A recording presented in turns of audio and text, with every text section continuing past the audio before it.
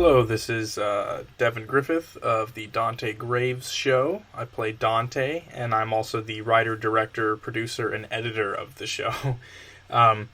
It's really hard for me to do things like this, but I kind of wanted to get rid of just like a bunch of footage that's been really weighing my editing bay down, and I normally hate getting rid of any kind of footage that I feel like I might have some use for in the future. So basically what this is all the footage that I have, or that I've saved, because there is other stuff too that just I've deleted, I was able to part ways with, but a lot of footage that's been dragging me down by just like virtue of we shot it and it was going to be used, and then for one reason or another, which I'll go into on a case-by-case basis, they weren't used. And that's really, really hard for a person like me to get over, because like you put your heart and soul into stuff. And not only that, like you get people to go out there and give up their weekends, and like, it's hard work doing this. So like whenever something happens where you can't end up using footage, it's really soul crushing to just have to kind of like throw it on the floor and it never be seen. So this video is kind of going to be my way of getting rid of some of this excess stuff. So what we're looking at here is some stuff that was shot for Eyeless Jack versus Dante Graves. And it was a script that was okay, but it just never really materialized into something that I felt passionate about. And when we were shooting it, we were just time crunched because I wanted to get started on Heatwave 2 in order to get work on that done. And then it got really complicated when I got fired from my job. So then I had to go looking for another job, and Heatwave 2 ended up becoming just a priority. And that was kind of what happened with Heatwave 1, where I was trying to get some stuff done beforehand, just like for story reasons, for like the flow of the show, and I ran out of time. So then I was like, okay, fuck it, we'll just jump headfirst into Heatwave, and whatever kind of loose ends are there, people can just fill in the blanks with their minds. So Eyeless Jack versus Dante Graves was going to kind of explain why Dante and Gwen are living together and all sorts of stuff. And obviously with the wedgie scene, I ended up repurposing that in a drive-in episode, which I think kind of leads into Heatwave 2. So it works out enough, but this stuff was all shot in Kaylee's apartment and whatnot. And then you can see here there's the here's the wedgie scene, which obviously wedgies get good views, so that's why it's in there. I'm kind of burnt out on doing that kind of stuff. I wish I could just make a video and people watch it by virtue of me making it, but that'd be too much to ask for some people.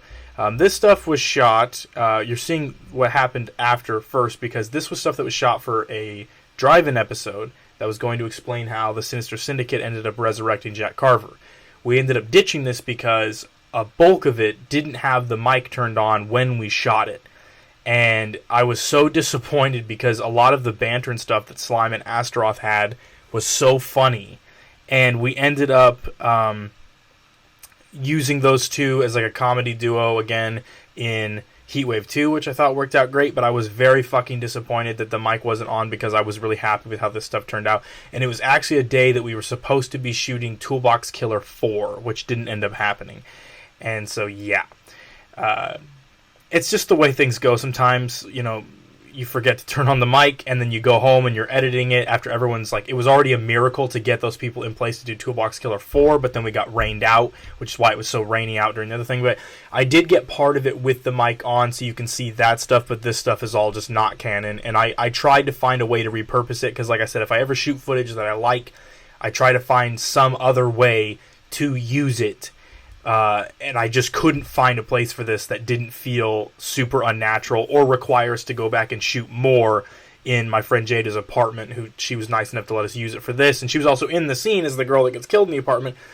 But you'll just kind of have to imply the context. There's more to it that I could explain, like what this would have led into, but I feel like that would just deflate whatever I end up doing.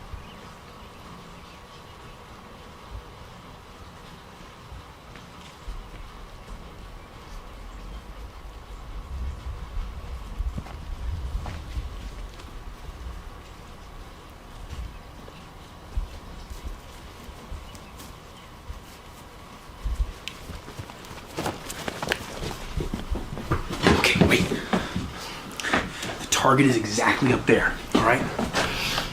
What are we doing again? I explained this like 7 times. I'm sorry. It's the last time I'm gonna tell you, alright? Next time it's not gonna be a smack, it's gonna be a fucking knife, alright? We're going in there because there's this stupid bitch that lives here. I've been surveying her apartment for weeks. She orders a lot of pizza from this guy named Ryan. Ryan is built like a brick shithouse. We're gonna use our Jack juice, force him to drink it, and that's our Jack Carver. I've worked for months on this shit. Why are you doing this? Where's Arco? Arco's in jail. I told you about it. She ain't gonna be out for months. I could have So done now, this. you could have done it if you'd been a competent fucking henchman. Now I have to come here and babysit you, do your fucking job for you. So, we gotta kill her first. Her apartment will make a great little holding baby crib for Jack while I teach him. And eventually he'll become a glorious member of the Sinister Syndicate and we can fucking take over the world or whatever the fuck it is I want to do with that. Are you sure that Jack's gonna listen to you? That's what you're here for. If he doesn't respond well to my criticisms, my teachings, you're gonna snap him in line. You're gonna crack the whip, all right? And I'll stand behind you. Okay. We got it, okay? Okay. Now, I'm gonna go up. We're gonna knock the door real easy. Don't stand in front of the people because I look friendly. You don't. You look fucking scary. She won't answer the door if you're no one knocking. Okay? Once the door opens, we pounce. You go in, fucking pounce. You kill her. Kill her real fucking fast. You still got that knife on you? Yeah, right here.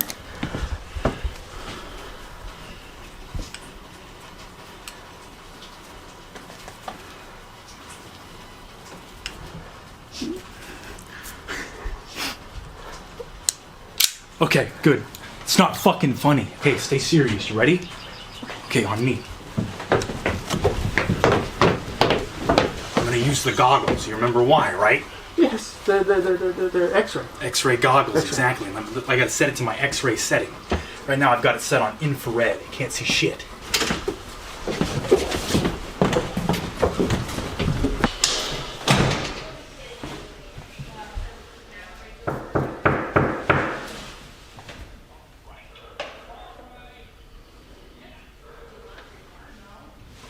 You do it. Give me the juice.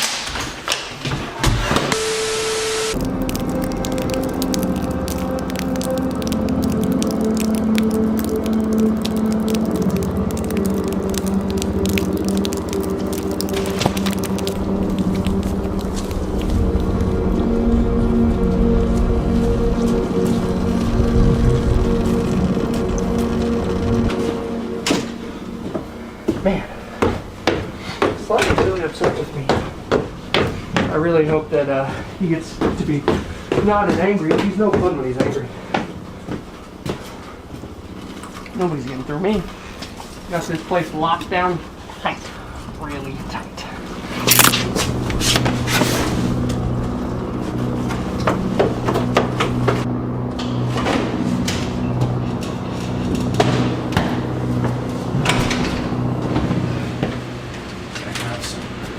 Festive lighting for my awesome monster henchman I'm gonna resurrect.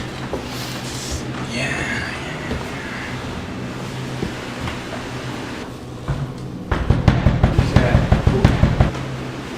That must be him. Ooh, shit, I dropped my fucking gun.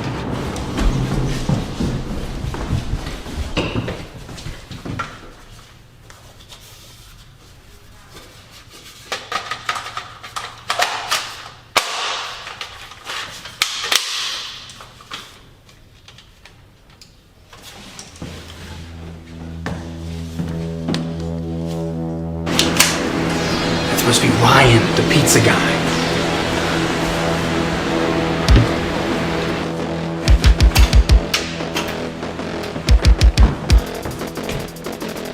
Fucking ding-dong ditchers.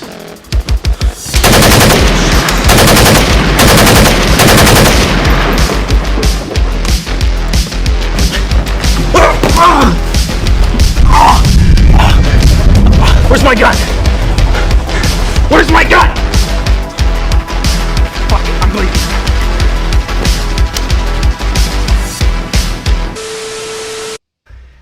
This stuff is the most early example I can think of something that was shot for the show, and then it just didn't end up working out because I didn't like the footage, and then also Kay Lee, she got hurt while filming, and so we ended up stopping early, and she just bumped her head a couple times too hard, and I was like, and it was also really cold. It doesn't look cold in the footage, but it was very cold that day, actually. And especially when you're like wet and in the mud and stuff. And this is the last remaining footage that we have of the original Jack Carver mask, because then all these muddy clothes and things got put in a bag, and Kaylee's roommate threw it away. And I was very disappointed because that mask was like, even though it was literally rotting, you know, a rotting corpse of Jack Carver was named so because the mask was rotting. I don't even remember where I was keeping it in the intervening years between doing this. But it was just in bad shape and stuff, and you know, this was also very early on in Kaylee's career as an action star, so she hadn't quite perfected kind of the way that Arco fights and stuff, and I think she'll get her do-over at this kind of stuff later, but this stuff just didn't work out, unfortunately.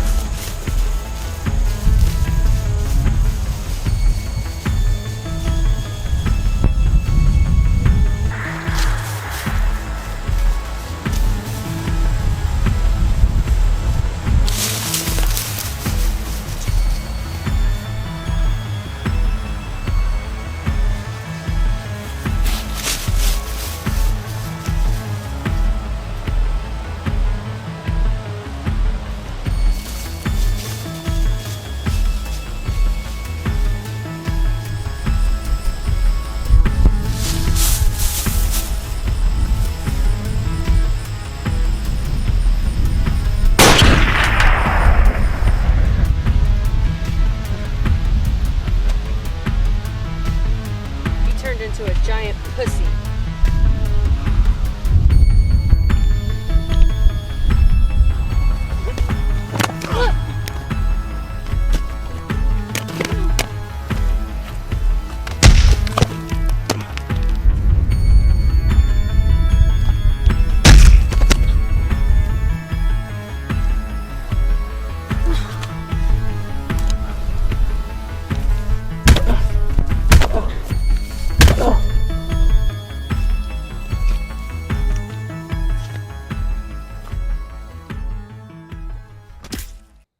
And then in here as well, there is a death scene that was not used in the original Samhain, so you can see that.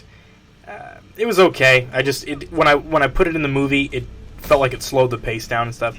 What the fuck? Get the fuck off me!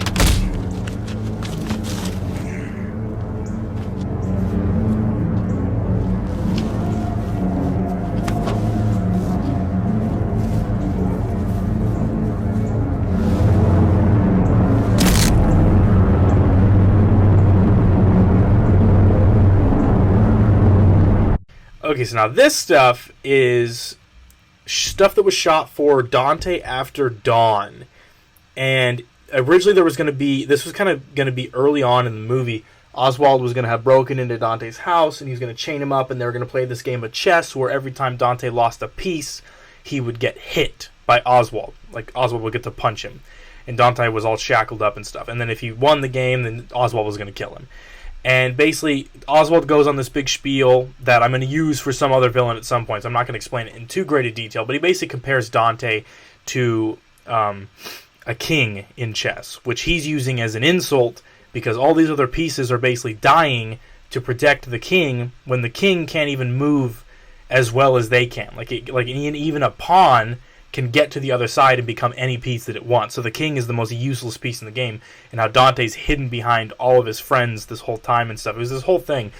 But then Dante would be willing to take the abuse because he knew that Ozwald wanted to hurt him so bad that he basically was willing to go through any amount of fucking torture just to be able to win the game. And so he kept sacrificing pieces to put Ozwald in a unfavorable position, and he would use like Ozwald's own hatred of him against him. I'm not explaining it very well, but the scene was shot.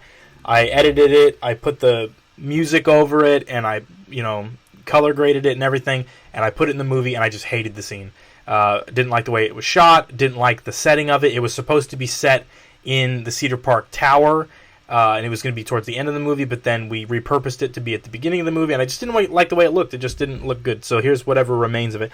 This image is from the 15 seconds that remains of the episode The Fate of Daphne Munn. And you can see a lot of work was going into this one. We were in a fucking sweltering hot garage.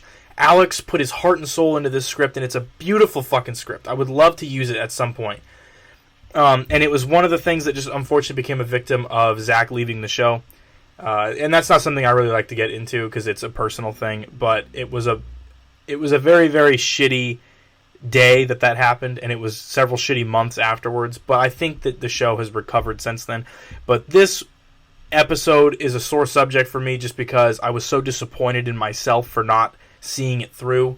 And we shot the ending of the movie first, which is what this remains from, and then all that other footage is on an SD card, but I'm going to need to do some sort of like transferring and stuff to be able to retrieve it.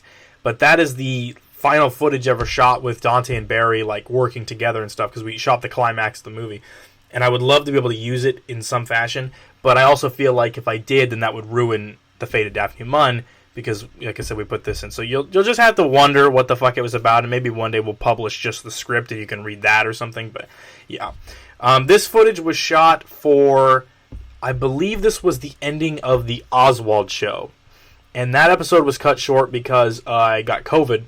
This was shot without me. This was the only day ever they shot a whole thing without me there.